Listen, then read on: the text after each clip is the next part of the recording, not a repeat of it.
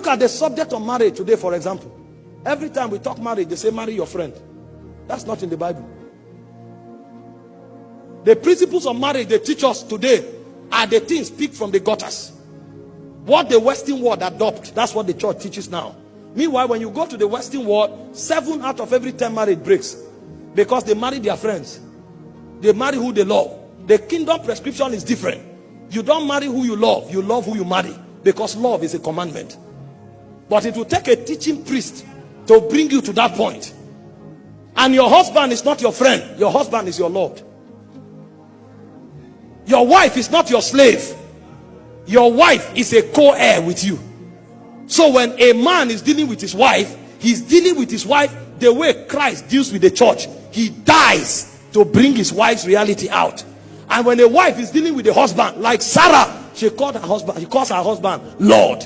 So the way it is difficult for a woman to submit, submission becomes the code of love. And the way a man is selfish, self-denial becomes his code of love. So at the end of the day, nobody possesses anything.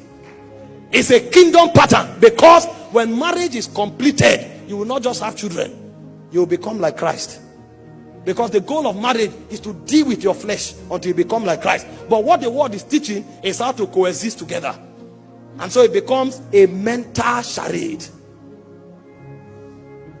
because there are no teaching priests. He said, as holy women, the same way Sarah called her husband Lord. He said, that is how you relate with your husband. And he said, concerning the man, for your prayer to be answered, deal with her with understanding as a weaker vessel. So the man is disadvantaged, the woman is disadvantaged if they choose to walk in the flesh.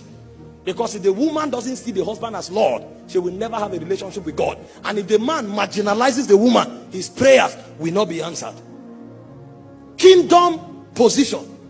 Because marriage reveals the portrait of heaven, but we reduce it to earthly things. You will see people go for marriage seminar, they tell them to dress naked before their husband, because love is sensual. Love is not a commandment.